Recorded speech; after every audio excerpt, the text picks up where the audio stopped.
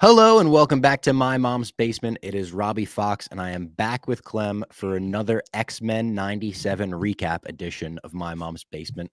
But it's also WrestleMania season, so I wanted to kick off by saying, the Road Warrior Hawk to my animal. How you doing? Ooh, what a rush. Hawk was my dude, too. I know Animal was kind of, I guess, the leader of them, but Hawk was always my guy. Maybe I liked his face paint more. I don't know what it Dude, I is. got to be honest, Hawk was my guy too, because Animal put the spider on the face paint, and I couldn't really fuck with someone that like embraced spiders like that, except I guess Spider-Man himself. But his spider always just like freaked me out a little bit. I think Hawk also was obviously the high flyer, hence the name Hawk, right? So he Mhm. would go off the top rope. But I think Animal was the one who was, I think they were both involved with Zubaz, and they really, Yeah. they were big in terms of getting it on the map. So shout out to both of the Road And Warriors. shout Both, out Hawk for the one of the only reverse mohawks of all time. yeah, that's true. Both dead? Both dead? Animal was alive as of very recently. Hawk died a long time ago. Yeah, I Yeah, know Hawk. no, Animal died in 2020. I felt like that was pretty fresh. I feel like I knew that in Hawk. Yeah. I feel like so. R.I.P. I met Yeah. What? Animal once. He was really nice to me. Shout out Animal. Shout out Yeah. Animal. Shout out Hawk. Didn't mean to put a damper on the WrestleMania weekend though. So Bob's heading down to Philly, right? Yep. As we record this, it's 10 a.m. on Thursday. I have a 12 p.m. train to Philly. And then at 4 p.m. Thursday, so this episode won't be out yet, I'm doing this celebrity video game tournament that I teased last week, me and Brandon Walker. Now, what I didn't realize about the tournament last week is that it's a tag team tournament. This makes it 10 times better for me. I'm more excited about it because they paired us all up with WWE superstars. I am with Kofi Kingston, who I've been a legitimate massive fan of since he debuted with his like old school gimmick. Everything about him I've been a fan of. Interviewed him once, so I don't know if he'll remember me, but Xavier Woods is hosting it, Kofi's tag team partner. And Xavier is such a big Rough and Rowdy fan. He came to West Virginia for one last. That's We awesome. sat him in the front row and everything. So I think he'll remember me. I'm so excited for it. Brandon Walker's partnered with The Miz. They knew exactly what they Okay, were doing yeah. when they put those two heels together. R-Truth is going to be there, making it all crazy. So if you're listening to this on Thursday night, Friday, whenever it releases, you should be able to go back and actually watch the celebrity tournament or whatever. I feel so douchey calling it a celebrity tournament, but that's what they keep calling it. But there are like real celebrities. Wale is in it. Lane Johnson is in it. Gabriel Iglesias, Fluffy, he's in it. So they've got some actual like names that people will know. Me and Brendan are going to walk out there and we'll just have to cut promos to get the crowd on our side, but we'll do it. Hey, you're gonna have a few stoolies there. They're gonna rep. Like our people will always rep our, Yeah. our talent. So shout out to Mr. Celebrity over here, Bob Fox. Yeah, and if you happen to be in Philly for WrestleMania, you're going to WWE World on Friday. I'll be there with Brendan Walker pretty much all day. I think we're going to be there in the 2K booth specifically at 2 p.m. Swing by, play some 2K with us. We'll play against each other. We'll talk WrestleMania. WWE World, if you don't know what that is, they used to call it WWE Access. It's like they do their own Comic-Con couple days before WrestleMania. Everyone comes, convention center. They have booths, old school gear. You could look at Macho Man's fucking gear from WrestleMania 5 and Shawn Michaels' zip line from WrestleMania 12, all this historical stuff. So I'm really excited about it. I can't wait for WrestleMania this year. That's awesome. Yeah, it's going to be fun. I can't wait to see it. Now, we are here to talk about X-Men 97. We had another great episode this week, I thought, but a very different episode this week. It's the first one where they're like, all right, we're back in the swing of things. We gave you the X-Men. Now we're going to do a side episode. We're just going to give the episode to like two of the X-Men, and we'll sprinkle in a couple others here and there. But what did you think of this very video game-centric episode of X-Men 97? Yeah, it was cool. I don't remember if they did this on the old like the ones that actually aired in the 90s where you get kind of like a half an episode and then another half an episode that are completely unrelated. But I liked it where they're not trying to make you go back and forth and jar you because it's two very different settings, Yeah. right? So if they did that, my brain would not have been able to handle it. So I dug it for I think a lot of the reasons I dug it for most of the reasons that I think kids of the 90s dug it. It's very nostalgic. They just tear legitimate like parts of the X-Men arcade game out. There's a lot of like just Super Nintendo vibes with it all. And then obviously you're getting the X-Men stuff on top of it. So I personally loved it. But I always like to see or hear what you think of it as someone that, wasn't alive then, but is, obviously it's hard not to enjoy some of the old stuff from the 90s if you weren't around for it. So what was your thoughts on it as the youngin? I loved it. I love things with this concept as well. Like, this is such a crazy reference for me to make, but it was very Spy Kids 3D to me, the third Spy Kids movie. And kids my age, I think, will appreciate that reference and get it. If you watch both, they get put in a video game. It's very Tron-like, going back to Tron or Running Man, even a little Hunger Gamesy, the way Mojo was like running the game and they would cut back to him. It felt like they were cutting back to the game makers. Oh, damn it, they doomed me again, whatever. I got some Wreck-It Ralph vibes too, right? Where It's like you have the glitch of it all, who's helping you out. And Jubilee, yes. And I loved it too from someone that, like, I know Jubilee, but I'm not like, I know her from the cartoon, I'm not like a huge Jubilee comic fan or anything like that. It was nice for me to get a full episode of her, and they handled her so well. Again, like Morph, I'm like, oh my God, my favorite X-Men in this cartoon are the ones that aren't, the Wolverines and the Beasts and the Cyclops. I love them, don't get me wrong, but they are showing the kind of lesser X-Men. I don't want to call Jubilee a lesser X-Men. She's pretty, call her a lesser X-Men. Let's just she's pretty vital to the team, but I've never been a Jubilee she's not guy. She's not the S tier of X-Men, obviously. Yes. I was never really a huge Jubilee fan growing up. She's the first cartoon. The first episode is where you meet Jubilee. She gets in the group. I don't remember ever seeing her in the comic books, at least the ones I had read up to that point. So I was never just a huge Jubilee fan. But despite that, like, I was like, this is an episode where she can just kind of be on her own. Even you see like the selected characters, it's kind of like Jubilee, Colossus is there, but it's like not the S tier X-Men, like you said. So hey, give her own 15 minutes. You didn't have to carry a whole episode 25. And then the other half, you're getting like some serious, again, it's like legitimate soap opera shit, right? So grounded. Yeah, like very real talks. And I actually listened to Fat Man Beyond this last week, Kevin Smith and Mark Bernardin's podcast. And Mark Bernardin started talking in depth about how much X-Men is like a soap opera and how this feels like a soap opera. And I was like, look at my guy, Clem. He was on top of it. He was early on the soap opera talk. Not that that was the first time it's ever been mentioned, but you were on it right away when this cartoon came back. You were like, feels like Days of Our Lives with superpowers. Hey, the Basement Boys are on a heater right now. Someone tweeted out the other day, I saw that viral tweet about how X-Men, the opening of X-Men 2 is like this like great scene. We were breaking that shit down months ago. Catch up to the Basement Boys. The lights are somehow still on down here. Porno has to keep the lights on forever, else the whole fucking industry is going to collapse. Just taking our takes. They're taking my style, bar for bar, word for word. This has been a good year for the Basement Boys in that way, though. I feel like we have been actually like kind of on top of things, kind of like ahead of the curve. Because it's actual shit we know about now. It's like we don't need Jose to come in and be like, this is Wolverine, this is Cyclops, he loves Jean Grey. It's all making a lot more sense now that we know we have like good characters, for lack of a better term, good big comic characters that are coming back into our lives. Shout out for the 13 billion or 25 billion or whatever they spent on Fox back in the day to get these guys back. But the Storm one, what was that one line he said where he's like, you were a god to me even without your powers? I'm like, look at this Forge over here, Mr. Rico Suave. I was fucking amazed by that. And this storyline, the Storm one specifically, Life Death is what they're calling it, is from the comics, directly pulled, and apparently like very acclaimed in the comics. People love this storyline for Storm because it is her learning how to kind of like be herself without just like relying on her powers. Her whole identity, her whole personality is based around, I can change the weather. And now it's like, all right, but like, who are you if you can't do that? And it's a risk to do, I think, so early into the X-Men cartoon. Like, you would think they want to like get us fully back into the swing, then pull the dramatic stuff on it. But I kind of love it. Like Forge and the way that he broke the news to her, spoilers, obviously the whole episode, spoilers. The way that he, at the end, skipping ahead, breaks the news that he was kind of responsible in a Galen Erso Death Star type way for the anti-mutant technology. She fucking smacks him. She gets so pissed off at him. She leaves. And then his fucking demon comes out. What is it called? I wrote it down. The Adversary. Oh my God, that thing was scary. That's like, I know that this is, the original was a kid's show that adults could enjoy. And this one is an adult show that kids could enjoy. But that was like, I was thinking of you immediately. Like, you're trying to watch this with AJ. He might be scared of the X-Men all over again. AJ's out on the X-Men. He is too scared. You told When me. he's never coming back either. And I'll tell you, I didn't appreciate it. I won't even show Sienna or my wife.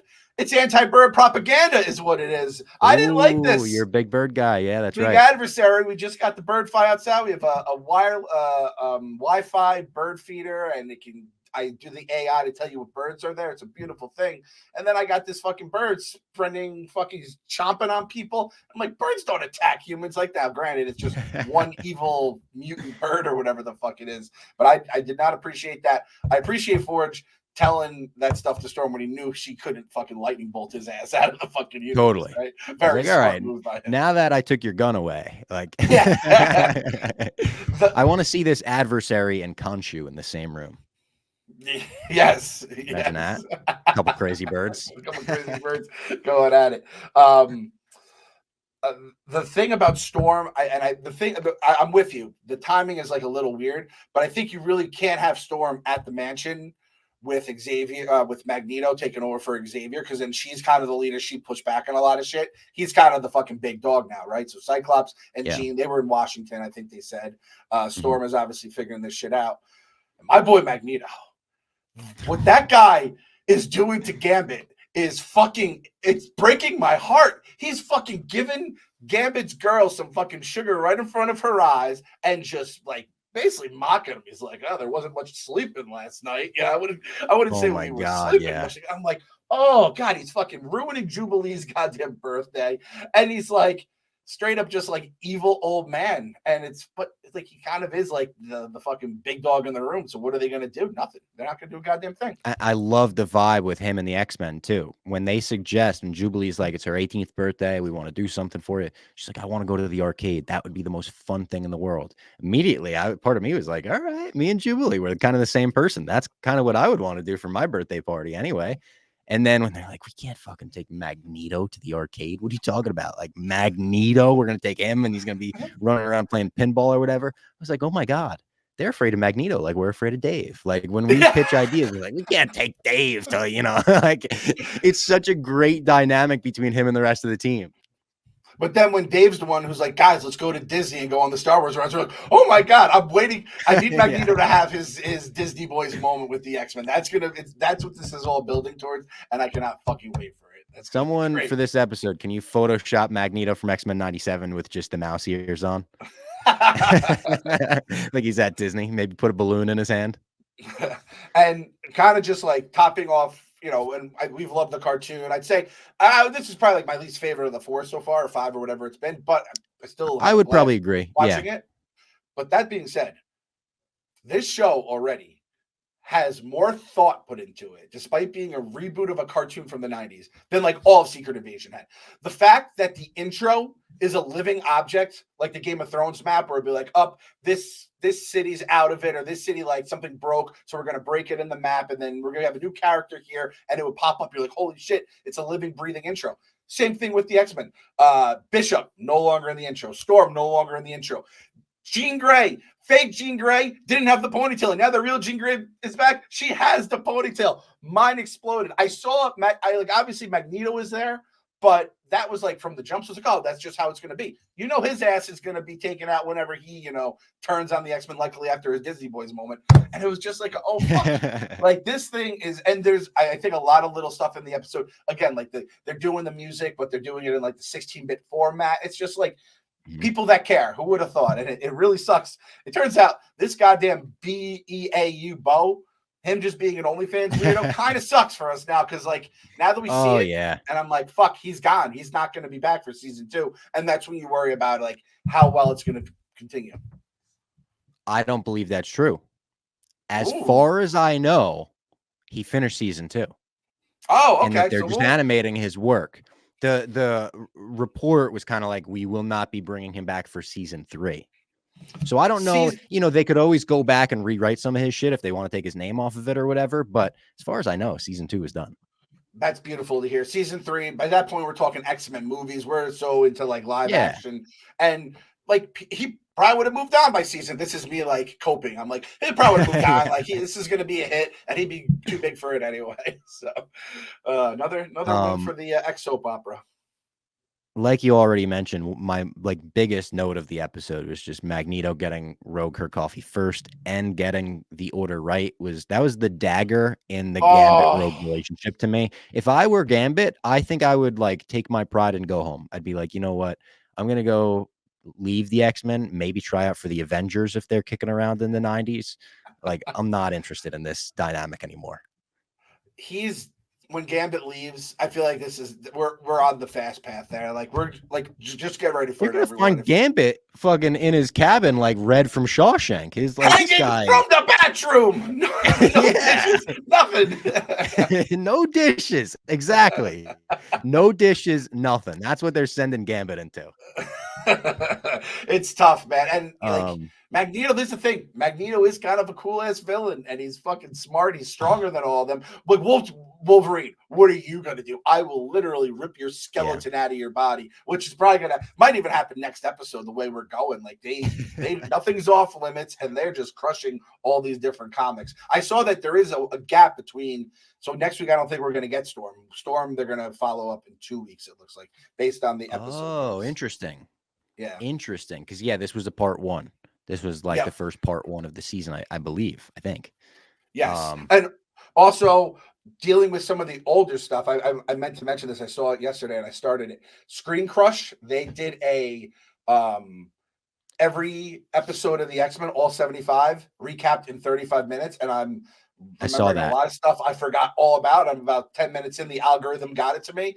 And it's the Ryan Airy, I think his name is, really good. He's like kind of like heavy spoilers. Has a little bit of fun, he's more barstooly than your kind of like super nerdy people. I really liked it. So check it out if you're like me and either are old and don't remember the stuff, or like Robbie, you weren't alive during the stuff, or you didn't see it, or you just want to geek out on some X-Men in the weeks between episodes. It's a good fucking refresher. It's again like 35 minutes.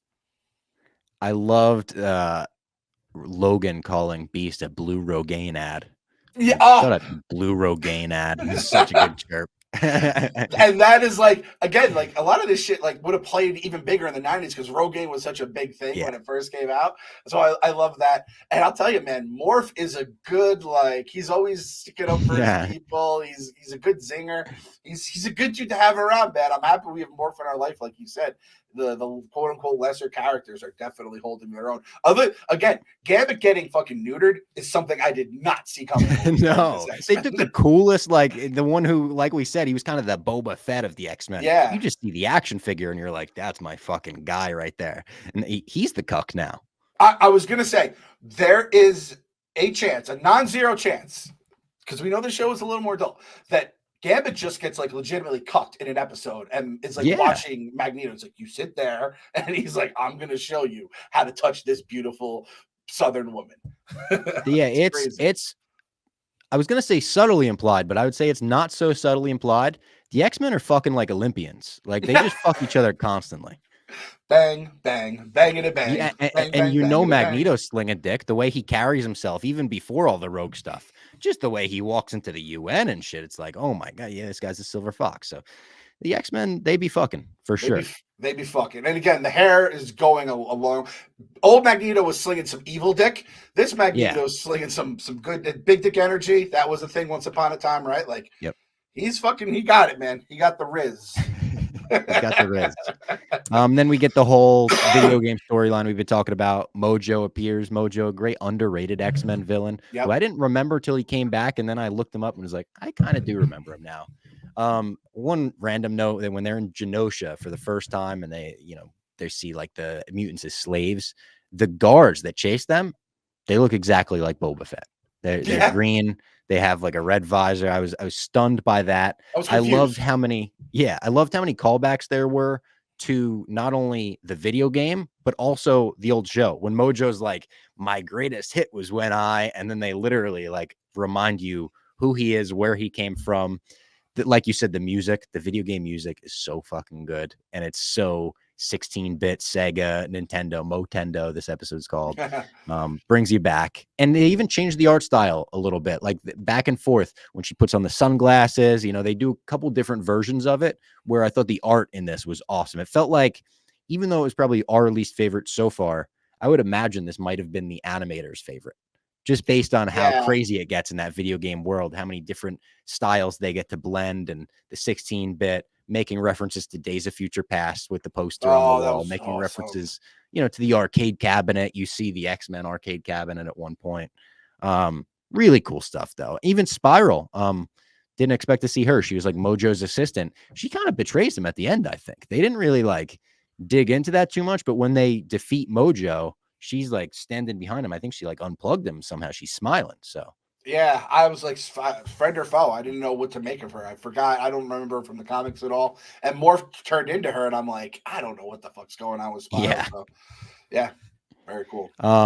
And then the only other note I wanted to make, the digital replica of Jubilee, the glitch, she found a glitch. She found a way to stay alive, voiced by the original voice of Jubilee. I thought that was a really cool way to bring her back in.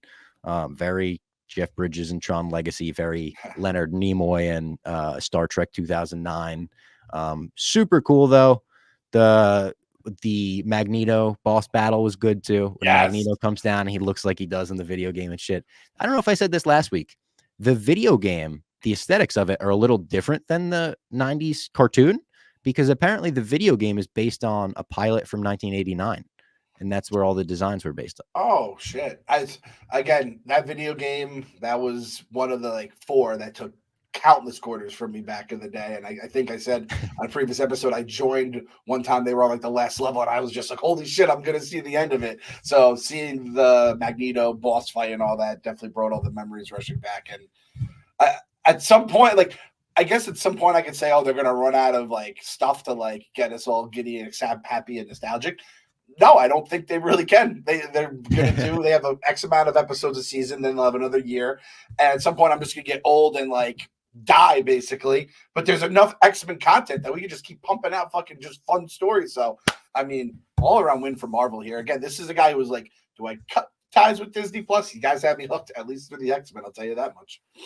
And they've got enough nostalgia to go through too, not just the X-Men comics, but like this episode, they were like, let's hit that X-Men video game nostalgia bone. Maybe next episode, Dr. Sinister, Mr. Sinister turns him into a couple fucking action figures. Bob, I even saw one of the promos that they had on Twitter is they had it was an X-Men card of someone. And I said, oh, I saw that. Yeah. And I was a diehard X-Men card guy. I know on the old KFC radio, I think Brendan and Kev talked about how they were both like big into the cards. Brendan was for sure. I even bought a book that's literally the cards, not even cards like printed out. They are just pictures of the cards. But those things made me like, it took my fandom to another level. These fucking guys, they have us hook, line, and sinker. The only thing I'm going to say in terms of like merchandising and nostalgia, those fucking X-Men mugs are every episode. And I'm like, just sell those mugs. There's nothing that has to be hard or copyright infringement about it. You could just make a mug with a stupid X. And the only thing I'm going to say has to be dishwasher safe. I have like 3 mugs that are not dishwasher safe. And I'm like, I'm done with this shit. I do not hand wash anymore. I have a dishwasher. I paid good money for it. Just make it dishwasher safe and do the exact mug that those fucking guys drink out of. And you have my business and probably countless people who are listening to this podcast right now. Mugs that aren't dishwasher safe are pencil holders. That's what those are. Yes, that's a good point. That's a little philosophy from me right there. Yeah. If you can't just like, I agree with you. You're like, I'm not dealing with this. I like the mug. I like the design on it, whatever, but you're putting it on a shelf. You're not drinking out of that if you can't dishwash it. Straight up pencil. All right. So that was X-Men 97 episode 4. Obviously a quicker recap of the episode today, because there's not as much to go through. There's not as much plot and crazy twists and turns and goblin queens and whatnot, but we do have a little bit of news to talk about. And it will be a bit of a shorter episode too, because as I mentioned, I got to go catch a train to WrestleMania. The first news item is a big one. And it's one that my initial tweet was, I was like, oh boy, I'm sure the response to this will be normal. And I don't know if it has been normal. I haven't been like in the weeds of Twitter the last 24 hours. I would imagine it's probably crazy, but personally, I haven't seen too much backlash. Julia Garner will be playing a variant of the Silver Surfer in the Fantastic Four movie. Now, I wanted to make that very clear. She is playing a variant of the Silver Surfer that exists in the comics. I forget the actual name. It's like Shala Lob or something like that. Our boy Justin Kroll was the one who broke this story. Shout out to Justin Kroll. He even did our favorite thing when he hits us with a little preview before it goes out. He'll tweet like, "This one's for Clem. Sorry about the Mets. Hopefully this makes you happy." And it's Julia Garner from Ozark. So you just finished Ozark. I'll kind of let you take it because my initial reaction was like, I'll wait and see. Would I prefer it to be the normal Silver Surfer? Yeah, probably, just because I like him from the comics. I don't know anything about this one, but I'm totally okay with them taking a chance on this. What do you think? So I just happened to finish Ozark. My wife and I watched it for the first time, and we finished like a month ago, I'd say. And let me just tell you, Bob, Julia Garner plays a character in Ozark named Ruth Langmore. And she is fucking awesome. And she plays this redneck, fucking just pissed off girl from just a bunch of just dickhead, like a family full of dickheads essentially. And she's from the Ozark. She's not Bateman's wife in it, right? No, that's a different actress. Yeah. Yes. Yeah. Who's awesome as well. The Bateman and the wife, the whole family is very well cast, but Bateman and his wife are crush it. But Ruth Langmore is kind of the one that when I think Ozark, I think of her first. Because she has so many just oh fuck scenes. And then I I basically unplugged myself from learning much about her because I didn't want to get something spoiled about what happens to the character in the show and all that. Then when I'm done, I find out that she grew up in New York City, and she doesn't have this accent that is. I honestly thought one of those things in The Wire, they cast a lot of people from Baltimore, so they have the legitimate Baltimore accent and the kind of the whole persona of someone who's grown up in Baltimore. This is just some awesome actress from New York. So when I first heard this, I was like, well, Silver Surfer as a girl. Remember that had been floated out a couple of months ago, and that's when I think that's when we had the core of the oh my god, MCU and woke Disney, woking up, bro. Let me just tell everyone out there who doesn't know anything about this woman. She's fucking awesome, and I'm happy she's in the MCU. And at first, so I tried to figure it out. I blogged it, and I'm basically just putting my thoughts. I'm is it going to be because Silver Surfer could be a cosmic being that is so gone, human wise by this point that he doesn't even have a gender, right? Or I'm thinking they're going to do this and that. And then I'm just I read up on it, and it's Shalabal is a female variant of the Silver Surfer. She was the original Silver Surfer, Norrin Radd's first love in the comics as well. So it's kind of and someone made the point, it's kind of like Gwen Stacy with in the Spider-Verse, totally, where she's Spider Girl or whatever the fuck it is. So it's fucking soul. That's the other thing too. The fact that it's a character that exists in the comics makes me think the backlash is silly, because the backlash is, from my point of view, comes from a point of from a rooted place of, why are you replacing the Silver Surfer with a girl? And it's I don't think this is in place of, I know that men were up for the role. Keith Stanfield, who I fucking love. He's an amazing actor. I've fan casted him in a million things. He said damn, I thought I was going to get that. So obviously they could have gone either way, but I think if she crushes it as Shala Lob, whatever, Shian Al Gaib, if she crushes it, I think there's a chance they bring in the Silver Surfer and they make a silver baby. I would 100. I expect the Silver Surfer to come. You know what? I'm going to break it here first. Breaking news: April 4th, 2024. Silver Surfer. He's going to be in Secret Wars. This whole thing is going to be a thing. They're going to bump into each other. They're going to fight. We're going to have a Silver Surfer fight. That's exactly what's going to happen, Bob. I just told you before they even cast the fucking movie. I'm telling you what's going to happen, and they have it in a different direction where they have the girl first. I don't know what universe this Fantastic Four is going to be in, so it's whatever. I can't get upset about anything if I know nothing about the fucking movie. And again, remember we had the question where who's your favorite what character or what animal would you cast as a Silver Surfer? yeah. So that's right. I forgot about that. Yeah. So it was poking fun at the outrage. So going into this, now I will say this, I really didn't see much outrage. I've been weaning off Twitter for years now, and I'm at the point where definitely do not go deep in the weeds. But I haven't seen a lot of outrage or whatever. I'm interested to see it. I'm happy we have her in the MCU. I was trying to think which character, if for this actress, would I want to play other than this character she's cast as, and I'm sure there's a million I'm not thinking of, but I'm this is a big enough character that's a little different. I'm just happy she's there, man. I'm telling you, for anyone that hasn't watched Ozark, I say it's the Midwestern version of Breaking Bad. And I'm not saying it's Breaking Bad in terms of quality, but it's like the silver medalist of Breaking Bad. It is very fucking good. It's a very good Breaking Bad. Silver. It's you like that, right? You like that, right? And you know what? It's the diet. It's the diet Dr. Pepper version. I'm not saying Diet Coke. Okay. Diet Coke and Coke don't really taste like Dr. Pepper. And Two Diet different Dr. things, Pepper do taste alike. So that's what I'm saying you're getting with Ozark. It's a fucking awesome show, and I couldn't be happier that Ruth Langmore is joining the MCU. And she's Ruth Langmore, by the way. Julia Garner is not who we're talking. This is Ruth Langmore. She is Littlefinger. She is the 17 different people we call Pedro Pascal, and now he's fucking Reed Richards. This chick rules. And I put a whole in my blog about it, I put a whole her best moments from the show. You can't watch that though, because it probably give away stuff from the show. No, I can't watch that. I won't watch You're that. You're gonna enjoy that. I just watch it with a big shit-eating grin on my face. I'm so happy she's I will be interested to see how they handle it CGI wise. They did Silver Surfer in a Fantastic Four movie before, The Rise of the Silver Surfer. He himself, he looked okay. The movie itself was bad. But that's the other thing. You hire, supposedly, from what you're telling me, an amazing actress, and she's going to be like a silver blob. Like, is she going to have much expression, emotion? We'll see how they handle that. Also, just the fact that it's someone in space riding a silver surfboard is ridiculous. Like, they have to, I guess they got to set it into a different 60s universe to make that work. Part of me was a little worried too that maybe because of the way the last Silver Surfer movie was, they're like, all right, let's just completely disconnect from him and we'll meet him back. Yeah. Another news story, one that I was pretty excited about when I read. I, Tonya / Cruella / Dumb Money director Craig Gillespie is in talks to direct Supergirl, Woman of Tomorrow. Not signed on yet, but apparently this is coming pretty close.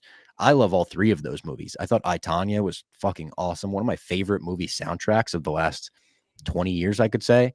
I say 20 years. Like, I got like a list of fucking 80 soundtracks that are better. Cruella, I thought was the best live action Disney movie they ever did. And not ever, but in terms of taking a cartoon, putting it into live action. And Dumb Money, I think I talked about on the podcast recently because Dave was in it and it just went to streaming and everything. 3 great movies, 3 very funny movies that like move along and tell very different stories. I'm in on Craig Gillespie directing Woman of Tomorrow. Yeah, so the only thing I don't like about it is the Gillespie reminds me of Connor Gillespie, who broke our heart, especially KFC, live on stream during the first electric chair. But other than that, so Cruella, I have heard about her, people sing its praise. I, Tonya, I enjoyed. I had a lot of fun during Dumb Money. Just fun fucking movies, which is like Supergirl. If you're going to tell me Supergirl is going to be this epic, to be fun, exactly what I need. So these are the kind of hires I feel like James Gunn is probably going to be good at, because I think that's kind of his flavor, a lot of that stuff. So sign me up, Bob. And if I can get Bob excited for this, for the soups, we got the soups here, baby. The soup family. This is our time there he is. Yeah, Nebraska's own. Stop it. Also, stop it. He got I, Tonya and Cruella, 2 very different movies about kind of empowering women in a way, in a weird way, because they're both very flawed women. But he doesn't beat you over the head with that shit. It's not like, oh yeah, it's the America Ferrera speech from the ending of Barbie. It's kind of just like, this is the story, this is the woman. I think he's a very, very good pick for the job. Yeah. Another story coming right out of New York City. The Punisher, John Berthenol, has been spotted on the Daredevil Born Again set. Now, he was spotted a little while ago. I didn't want to make that a news story because it was kind of like a blurry picture from far away. It was kind of spoilery. I know a lot of people are very much looking forward to this. I didn't want to spoil it. But at this point, I think they filmed scenes that they couldn't cover up. People took so many pictures of them together in their fucking suits, the Punisher and the Daredevil suits next to each other. They look amazing. And John Berthenol himself made a post kind of like, hey, I'm back. Like, we can't hide this anymore. Posted him, Charlie Cox next to each other. Just really cool. And also the rumored storyline sounds awesome. It sounds like Mayor Fisk is going to be a thing. Kingpin is going to become New York mayor. And corrupt cops in New York City are going to be using the Punisher skull as hey, yeah, we love the Punisher. He's our guy. And they're going to be going and doing fucked up shit. And the Punisher is going to have to come in and rebuke all of them. He's gonna Yes. punish all of them. Yeah, He's not the rebuking. rebuker. Yeah, he's the punisher. You're right. You're the rebuker is what you I are. am the rebuker, and I very much am not the same cut from the same cloth as the Punisher. I love it. I love people are like, oh, could someone with like Fisk's, background become mayor? Yeah, it's fucking New York, man. We're a bunch of fucking I think there's morons. some examples. Yeah. Yeah, I can think of a few. So I was when I saw this, and I saw it like a couple days ago, and I was like, man, fuck, like I didn't want to know, and I'm like, there's no way this was just gonna miss my radar for the next however many No. months. It is what it is. Seems So like now they're I'm bringing just back all the Netflix people too. Kristen Ritter, Jessica Jones, she's on set. They're posting about that. Like they're very much. And now you got to wonder how much of this are you going to have to know going in? They got a X-Men 97 it almost. They're rebooting a get my screen series. crush, my recap. We've promised the listeners we will watch Daredevil before Born Again comes out. We got to get on top of that. But seeing this, it's like, all right, fuck, add Punisher to the list and maybe Jessica Jones too. Damn it, God damn it. Hey, yeah, you've seen the success of X-Men 97. Like sometimes to go forward, you have to go back. Just give the shit that worked. Because again, we know a lot of the new shit did not work. I'm fine doing with the stuff that worked. Now, not everything from the past is going to be good in the future or the present, but like that's cool. Putting more characters onto the map is fun as well. Like we said, now that like Punisher's now unlocked in the Lego Marvel game, like we're unlocking more people. It makes it a lot more fun, and they can get like the cross what's the word I'm looking for? Cross pollination or whatever. Yeah, a little pollination there. Get Punisher showing up in like an X-Men fucking episode out of the blue. Yeah. So awesome actor too. So fucking Jubilee or something. Hey, if that's who it happens to be, I'd be much more okay with it than some of the other X-Men. And then our final news story. This one, I don't know if I should call it like a bummer or like a down story, but it's a wait and see. We'll have to see what happens. Alamo Drafthouse, all 41 locations. The company is for sale, which, it's like, I hope AMC doesn't buy it and just turn it into AMC dine-ins or something, because I do think there's a different experience having gone to see Guardians 3 with you at Alamo Drafthouse. It's like more of a mom and pop vibe, even though it is a 41, it's a big chain, but the trailers they play beforehand, the throwback videos, the way you write down your order and you put it on the thing and the people come and take it. There is something about it that just feels like a fun alternative. Maybe a theater like, I know Marquee Cinemas is still around. Like maybe another one of those chains could partner with them and they could figure something out. Or maybe we could pitch this to Dave. Why don't you make an investment in Alamo and let the Basement Boys run the franchise? There we go. We said if we ever did like a Basement Boy meetup where we would do it at an Alamo, that would be the way to go if possible. So yeah, I think it got bought, and like I think it was the last thing it would have been bought by like a hedge fund or something like that. And I think they already have taken a little bit of the charm out of it from the first time I went years ago. I think it's already gone that way. Plus, let's be honest, COVID fucked everything up. Like the movie theater industry and the food industry were both ravaged by COVID. This is a movie theater that serves food. They got fucking double somehow, right? And then you're dealing with getting a purchase and then all the shit that comes out of that. So I'm like, hoping for the best, expecting the worst, and like the worst, I guess, would be Alamo closing. But I'm hoping for the I don't best, think that'll happen though. I'd be shocked if they just like closed all locations. All right, now is this Bob saying this as the friend? Like you're like, oh no, honey, it's all right. Like Mom telling you everything's gonna be all right, or do you honestly feel that in your heart because that makes you feel better? No, I don't think they're gonna close. Like I feel like that it has enough of a thing. Well, I say that, but like Movie Pass had a pretty big fucking people knew Movie Pass and that closed. But that was fucking fake life, though. That was in the moment we were all like, we feel like we're robbing Movie Pass, and I guess we were. Is the answer to all of that? But yeah, no, I don't think they're gonna close. Maybe a couple locations close, but I feel like Alamo Drafthouse will be around for at least the next years. Hopefully, yeah. All right, that was My Mom's Basement for April 4th. We're recording this April 5th. It might come out. Depends on how good hotel Wi-Fi is in Philly tonight. I don't know where we're going to be sitting for WrestleMania. Nate's coming with us too. It's me, Brendan, and Nate at WrestleMania. Cody, our social guy's coming as well. I'll try to tweet it out though and do some kind of meetup. If some stoolies are going to be there, we'll try to come say hey. So if you're in Philly this weekend, say what's up. I got my green thing. I also sneaky. I packed my Bret Hart jacket because I saw Brandon just got one. And if he shows up in it, I'm just going to have to cuck him. I'm going to have to one up him in my Bret Hart jacket.